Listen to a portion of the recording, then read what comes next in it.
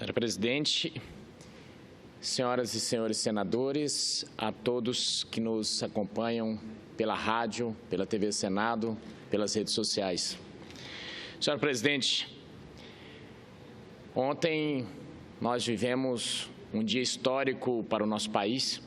Aliás, um dia de muitas posses, posse de ministros, posse do presidente da República, posse do presidente do Tribunal Superior Eleitoral, um momento ímpar na vida do país. Tivemos o privilégio de participar desse momento, acompanhando de perto. Tivemos uma sessão aqui no Congresso, aqui no Senado Federal, que durou mais de 22 horas ininterruptas, com debates aqui. O Senado Federal brasileiro cumpriu um papel importantíssimo na vida nacional, com oposição, situação se degladiando, fazendo debate, trazendo seus pontos de vistas, e numa sessão, uma das maiores que já houve aqui nessa casa, foi ali por volta das 6 horas da manhã, então votado o processo de admissibilidade da presidente Dilma Rousseff, do impeachment da presidente Dilma Rousseff, e acabou sendo aprovado aqui por 55-22. Momento histórico, momento difícil da vida nacional, mas fizemos o bom combate. E agora, após a posse, tem o grande desafio, porque ninguém se enganava e ninguém se iludia de que, feito o processo de impeachment, feito o afastamento, o país amanheceria num Eldorado e num novo momento. Lógico que estamos num outro momento, mas os desafios estão todos postos aí. A economia, o desemprego, são desafios que temos que transpor. Temos que fazer os empregos a voltarem à normalidade e fazer essa economia crescer. É um novo momento, mas ele não se resolveu com o impeachment e ninguém se enganava que isso ia acontecer. O desafio de reconstrução está aí. Ontem tive a oportunidade de participar da posse do presidente Michel Temer e gostei do que eu vi. Gostei do discurso, porque foi um discurso simples, mas programático. Um discurso do momento, à altura do momento que o país está passando. Um discurso de agregador, um discurso sem tripudiar e um discurso, acima de tudo, conclamando para que o país possa se unir em torno da resolução dos problemas. Muito importante quando ele disse sobre resgatar a relação entre os poderes. Uma relação que estava tumultuada, uma relação difícil, e não queremos aqui entrar no mérito novamente do que levou ao afastamento da presidente da República, até porque discutimos isso durante quase um ano e a população já está cansada sobre isso tudo.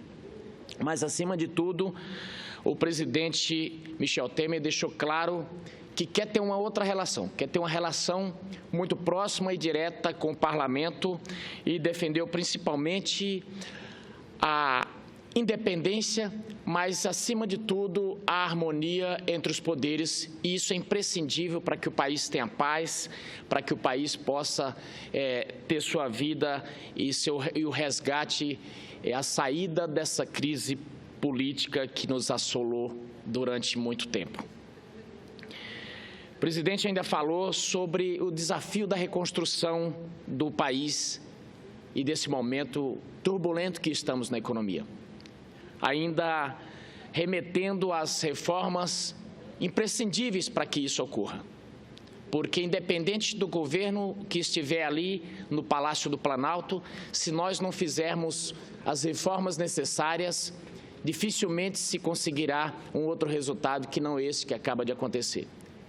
É impossível, e o pensador já dizia, que você repetindo os mesmos atos, você tendo as mesmas condutas, você obtenha resultados diferentes. E fiquei contente de ouvir que aqui está se querendo trilhar um outro caminho. Um caminho que possa levar a um resultado melhor e um resultado que esse país merece. Falo aqui bastante otimista e principalmente refletindo o desejo das pessoas ali do bom estado de Mato Grosso, ao qual represento aqui na casa, aqui no Senado Federal Brasileiro. Mato Grosso, que é um estado produtor, é um estado que tem sua economia lastreada principalmente na exportação de produtos agropecuários. Carne, soja, milho, e que estava nesse momento muito apreensivo, porque em que pese o câmbio estivesse ajudando bastante a economia do Estado, mas, por outro lado, também chegou a hora de comprar os insumos, e todos os insumos para o plantio também são em dólar. Então, câmbio alto na hora de vender, mas câmbio muito alto também na hora, dólar muito alto na hora de comprar esses produtos. E também o momento de crise impactou diretamente porque todo mundo se recolheu. O empresariado acabou não fazendo os investimentos, com medo, não sabendo o que ia ocorrer. Muitas indústrias saindo do país, indo para o país vizinho, Paraguai. E agora abre-se também esse horizonte de que a gente possa conseguir mudar esse cenário.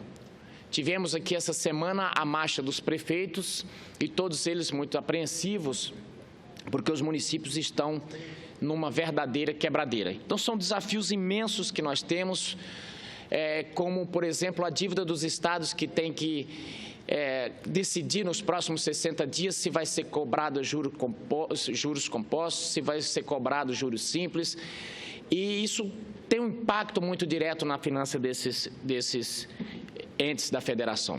Por isso, a importância, quando o presidente se referiu a termos que nos debruçar sobre um novo pacto federativo, sobre essa reforma tributária, mas é imprescindível que, dessa vez, tanto o Legislativo quanto o Executivo possam avançar além da retórica, porque todos os anos fazemos aqui sempre uma reunião sobre o Pacto Federativo, os prefeitos vêm aqui, os governadores vêm aqui e voltam para os seus estados e a reforma acaba não andando depois. Eu tenho dito que para que essas reformas possam sair, tanto a política quanto a tributária, temos que pensar no instrumento, por exemplo, da quarentena. Porque vejo que, como fere muitos interesses, a reforma tributária, por exemplo, o ente nenhum da federação admite perder nada.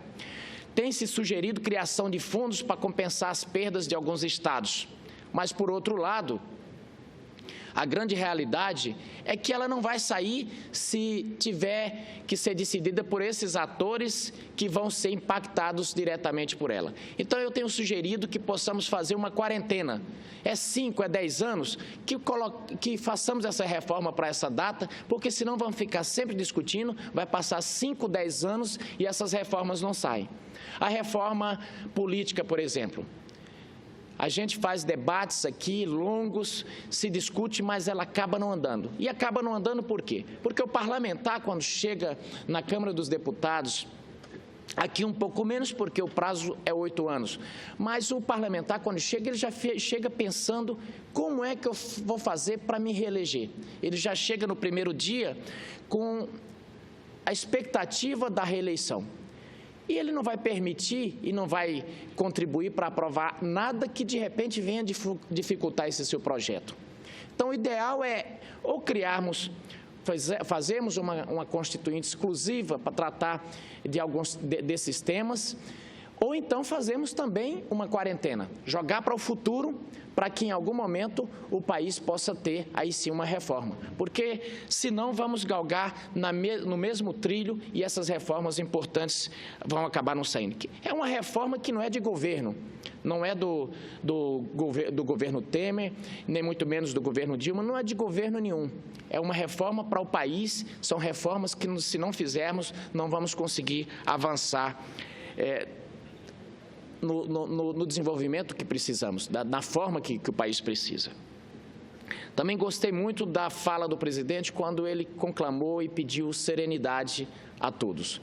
Eu sei que é difícil nesse momento, principalmente porque o processo de impeachment, ele não é um processo, vamos dizer assim, não é um momento calmo, não é um momento sereno o processo. Ele é um instrumento fortíssimo, ele é um remédio muito doído, um remédio muito amargo e, óbvio, não tente querer dizer que as pessoas que saem do governo saem tranquilas. Óbvio que não. E temos que respeitar isso.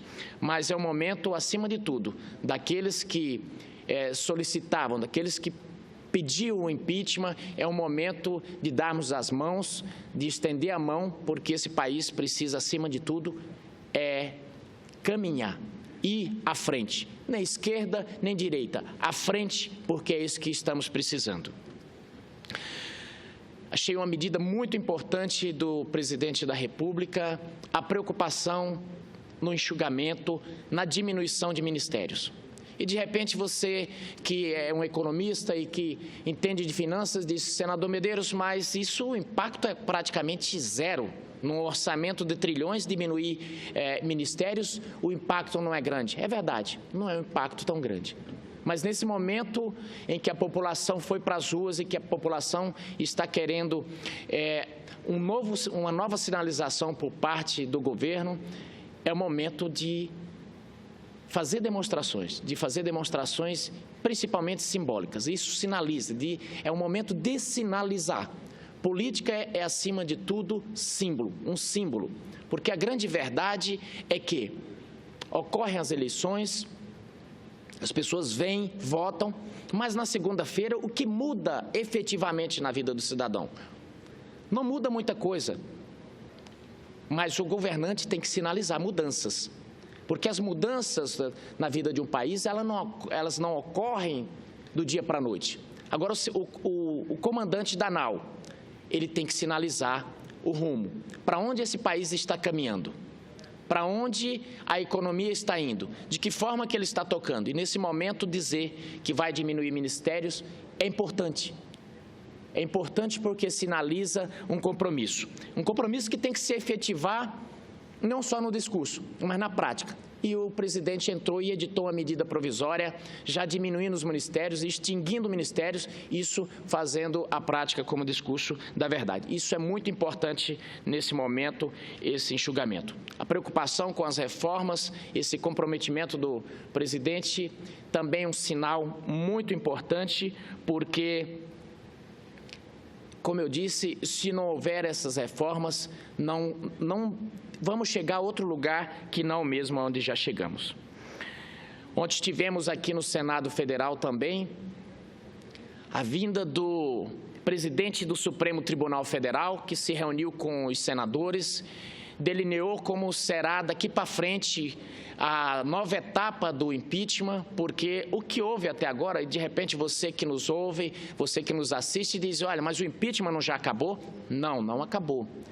Houve autorização na Câmara, o Senado admitiu através da comissão, emitiu um relatório, foi votado esse relatório do senador Anastasia aqui no Senado, e nessa fase é onde ocorre o impeachment, o afastamento, o impedimento da presidente, e a partir daí começa-se o julgamento, aí sim, e tem-se um prazo de 180 dias. Então, agora começa uma nova fase, onde vai se analisar efetivamente o cometimento de crime de responsabilidade ou não. Essa fase que tivemos aqui, esses debates todos acalorados, era a fase de saber se havia indícios, se existiam indícios para a abertura do processo.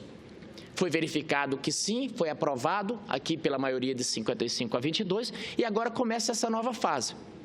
E por decisão do presidente, essa nova fase já vai ser toda conduzida à presidência pelo presidente do STF, o ministro Lewandowski. Ontem ele se reuniu, teve uma primeira conversa com os senadores, tirando algumas dúvidas, passando justamente a documentação de como foi o rito de 92, o passo a passo, E é importante porque praticamente todas as questões de ordens que surgirem já foram resolvidas naquele momento. Segundo eles, em torno de 70% a 80% do que pode surgir já foram objeto de apreciação naquele impeachment do ex-presidente Collor de Mello. Então, foi uma prévia do que será e daqui para frente a comissão se debruçará, então, em julgar. Se em 180 dias for verificado que realmente houve crime de responsabilidade, a presidente fica afastada definitivamente. Se não, a presidente volta ao cargo. Então, por isso que eu tenho dito, não terminou o processo de impeachment, ele continua os senadores nesse julgamento, os senadores da comissão de impeachment. É um momento novo na história do Brasil, mas um momento que está em transição ainda. Por isso que eu disse no início da minha fala que o processo de impeachment não é um remédio doce, é um remédio amargo, é um momento difícil para tudo, principalmente porque teremos, assim, nesse momento, dois presidentes da República, um que está afastado e outro que está em exercício. E agora, por isso que eu digo que é momento de, nesse período, principalmente, nos darmos as mãos no sentido de fazer o país andar, de fazer o país caminhar, porque já está praticamente 1 ano e pouco parado só nessa pauta. E a economia não consegue se sustentar por mais tempo naquela instabilidade que vinha. Esse momento é um momento principalmente desse Senado, da Câmara dos Deputados e do empresariado do Brasil inteiro, buscarmos a saída que se mostrou ontem pela manhã para que possamos sair desse momento difícil. Como eu disse, o estado de Mato Grosso, que é um grande produtor nacional, mas que precisa muito de ajuda, está muito otimista que a gente possa sair disso, porque é um estado que precisa de uma nova infraestrutura. Temos ali praticamente só 2 rodovias, 2 corredores rodoviários, e em determinado momento esses corredores se sobrepõem e a grande dificuldade do Estado, embora sua produção seja grande, é justamente a infraestrutura. O Estado de Mato Grosso, ele produz, mas tem como um dos seus principais concorrentes, países da envergadura dos Estados Unidos, por exemplo, que tem uma infraestrutura muito robusta, hidroviária, ferroviária e rodoviária, que são modais de infraestrutura que competem entre si. Isso faz baratear o frete, o que o estado de Mato Grosso e o Brasil não tem nesse momento. Precisamos avançar muito. Só para se ter uma ideia, uma carga de milho que é produzida em Sorriso, lá no Mato Grosso, por exemplo, no norte de Mato Grosso, ela chega lá em Santa Catarina para o mercado consumidor já o dobro do preço. Isso por causa do frete, por causa das condições, da dificuldade de infraestrutura que temos. Isso encarece muito o frete. A mesma coisa, ela chega no porto de Paranaguá. Então, a produtividade que o Estado conseguiu, através de tecnologia, através da Embrapa, através da Fundação MT, ele acaba sendo... não compensando, sendo destruída, porque o frete é muito caro. A produtividade de Mato Grosso, por exemplo, ela é muito maior do que a norte-americana, mas os produtos norte-americanos chegam ao mercado consumidor bem mais barato, porque a sua infraestrutura é bem melhor. Então, mas é um momento de otimismo. O estado de Mato Grosso, por exemplo, está muito contente. Ontem foi nomeado o ministro da Agricultura, que é do Estado, que é nosso colega também aqui na casa, senador Blairo Maggi. Para Mato Grosso, isso tem uma importância muito grande, porque o último ministro, praticamente, que tivemos foi Dante de Oliveira. Tivemos o ministro da Agricultura também, Neri Geller, mas por um tempo muito curto, não foi o suficiente para ter um trabalho mais estruturado, embora tenha feito muito, mas foi apenas por 8 meses. O último tinha sido o saudoso ministro da Reforma Agrária, Dante de Oliveira. E agora teremos o ministro da Agricultura, senador Blairo Maggi, a qual desejamos aqui muito sucesso, porque com certeza é o que precisa a agricultura desse país e o agronegócio, que muito tem contribuído. Agradeço, senhora presidente, e esperamos que o país possa trilhar agora em um caminho de desenvolvimento e que possamos nos pacificar. Muito obrigado. A mesa cumprimenta Vossa Excelência pelo pronunciamento, senador. Vossa Excelência, que tem sido uma figura muito presente em todos os debates dessa casa e, sobretudo, em relação ao impedimento da presidente Dilma. Nós estamos em lados completamente opostos. Vossa Excelência defendendo o afastamento e eu me posicionando contrário a esse afastamento, porque entendo que o que está em curso não é um processo de impeachment, e sim um golpe. Mas eu quero aqui, senador Medeiros, fazer um registro do empenho e da dedicação que Vossa Excelência tem aqui no Senado Federal, para com o Brasil e para com o seu Estado. Temos opiniões políticas diferentes, lados diferentes, mas ninguém pode deixar de reconhecer o trabalho e a dedicação de Vossa Excelência aqui no Senado Federal. Então, cumprimento, sobretudo, pela sua postura, ao tempo em que lhe convido para poder continuar na direção dos trabalhos e eu proferir o meu pronunciamento, senador. Agradeço, senadora Vanessa, e quero também fazer o registro para quem nos vê, que foi aguerrida, ela fazia parte de uma zaga dura, difícil, nos debates aqui na casa, e as pessoas em determinado momento me mandavam nas redes sociais até achando que éramos inimigos. Não somos inimigos, tem uma relação cordial e de respeito, respeito muito a senadora Vanessa, como ela disse, e estamos em lados totalmente opostos. Então, em determinado momento, parece que somos inimigos. Não somos. Aqui o debate político, ele acontece, é duro, é ferrenho. A senadora Vanessa vem dos movimentos estudantis do Partido Comunista do Brasil, que é um partido que tem uma história de luta e sabe fazer um debate duro, aguerrido, e é assim que tem que ser o debate político. O debate político, senadora Vanessa, as pessoas gostam dos parlamentares que têm lado. Podem até não concordar, mas as pessoas gostam das pessoas que têm lado. As pessoas não gostam, como diz o senador Magno Malta, daquele debate que você não sabe para onde a pessoa está indo. Eu respeito muito as pessoas que defendem suas posições e lhe respeito muito. Temos feito esse embate em determinados momentos duros, como a gente tem feito aqui com o senador Lindbergh, senador Humberto Costa, senadora Gleice, senadora Fátima, que é um time que até o último momento lutou aqui, até às 6 horas da manhã. Meus respeitos, embora estivéssemos como...